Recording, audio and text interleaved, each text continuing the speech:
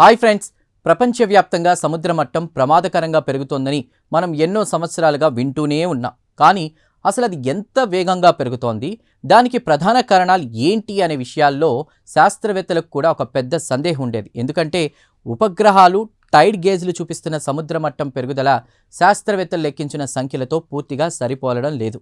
ఇప్పుడు దాదాపు 60 ఏళ్లుగా ప్రపంచ శాస్త్రవేత్తలను వెంటాడుతున్న ఈ క్లైమేట్ మిస్టరీకి సమాధానం దొరికింది. ఎస్, అసలు సముద్రాలు ఎందుకు వేగంగా పెరుగుతున్నాయి, దాని వెనుక ఉన్నటువంటి భయంకరమైన వాస్తవం ఏంటో ఇప్పుడు తెలుసుకుందాం. ఈ పరిశోధనకు చైనా అకాడమీ ఆఫ్ సైన్సెస్కు చెందిన ఇన్స్టిట్యూట్ ఆఫ్ అట్మాస్ఫెరిక్ ఫిజిక్స్ శాస్త్రవేత్తలు నాయకత్వం వహించారు. ఈ అధ్యయనంలో Tulane university, NSF national center for atmospheric research, university of saint థామస్తో పాటు ఫ్రాన్స్కు చెందిన శాస్త్రవేత్తలు కూడా పాల్గొన్నారు. ఈ పరిశోధన ఫలితాలు ప్రముఖ సైన్స్ జర్నల్ సైన్స్ అడ్వాన్సెస్లో ప్రచురితమయ్యాయి. ఈ అధ్యయనంలో Huai Zheng, Lijing Cheng, John Abraham వంటి ప్రముఖ వాతావరణ శాస్త్రవేత్తలు కీలక పాత్ర పోషించారు. ఈ అధ్యయనం ప్రకారం 1960 నుంచి ప్రపంచ సముద్ర మట్టం ప్రతి ఏడాది సగటున 2.06 మిల్లీమీటర్ల చొప్పున పెరుగుతోంది. కానీ గత 2 దశాబ్దాల్లో ఈ వేగం దాదాపు రెట్టింపైంది. 2005 నుంచి 2023 మధ్య ప్రతి ఏడాది 3.94 మిల్లీమీటర్ల వేగంతో సముద్ర మట్టం పెరిగిందని శాస్త్రవేత్తలు వెల్లడించారు. దీనికి ప్రధాన కారణం సముద్రాలు వేడెక్కడం. ప్రపంచ ఉష్ణోగ్రతలు పెరగడంతో సముద్ర జలాలు వేడెక్కి విస్తరిస్తున్నాయి. ఈ ఒక్క కారణమే మొత్తం సముద్ర మట్టం పెరుగుదలలో 43% వాటా కలిగి ఉందని పరిశోధకులు గుర్తించారు. అయితే సముద్ర మట్టం పెరుగుదలకి మరో కారణం మంచు కరుగుదల.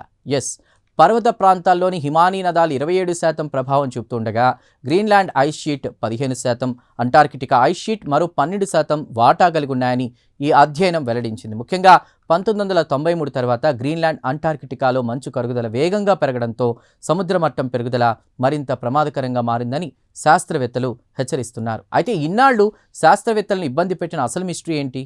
ఉపగ్రహాలు, తీర ప్రాంత టైడ్ గేజ్లు కొలిచిన సముద్ర మట్టం పెరుగుదల, సముద్రం వేడెక్కడం, మంచు కరుగుదల ఆధారంగా లెక్కించిన గణాంకాలతో పూర్తిగా సరిపోలడం లేదు. దీంతో ప్రపంచవ్యాప్తంగా వాతావరణ శాస్త్రవేత్తలు అయోమయంలో పడ్డారు. కానీ ఇప్పుడు మరింత అధునాతన ఉపగ్రహ కొలతలు, తీర ప్రాంత భూమి కదలికలను ఖచ్చితంగా కొలిచే పద్ధతులు, గ్రీన్లాండ్, అంటార్కిటికాలో మంచు నష్టాన్ని మరింత ఖచ్చితంగా అంచనా వేసి టెక్నాలజీతో ఆ గ్యాప్ను పూర్తిగా తగ్గించగలిగామని శాస్త్రవేత్తలు చెబుతున్నారు.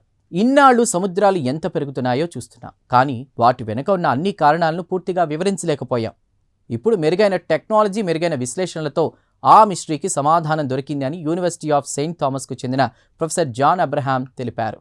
ఈ పరిశోధన ద్వారా వాతావరణ మార్పుల ప్రభావాన్ని శాస్త్రవేత్తలు ఇప్పుడు మరింత నమ్మకంగా అంచనా వేయగలుగుతున్నారని పరిశోధకులు చెబుతున్నారు. చూసారుగా, సముద్ర మట్టం పెరుగుదల అనేది ఇక భవిష్యత్తు ప్రమాదం మాత్రమే కాదు, ఇప్పటికే ప్రారంభమైన గ్లోబల్ రియాలిటీ అని ఈ పరిశోధన స్పష్టం చేస్తోంది. ముఖ్యంగా సముద్రాలు నెమ్మదిగా వేడిని గ్రహించడం, భారీ మంచు పర్వతాలు క్రమంగా కరుగుతూ ఉండడం వల్ల గ్రీన్ హౌస్ వాయువుల ఉద్గారాలు తగ్గించినా కూడా సముద్ర మట్టం ఇంకా శతాబ్దాల పాటు పెరుగుతూనే ఉండొచ్చని శాస్త్రవేత్తలు హెచ్చరిస్తున్నారు.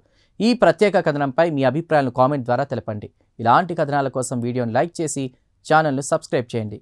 Thank you.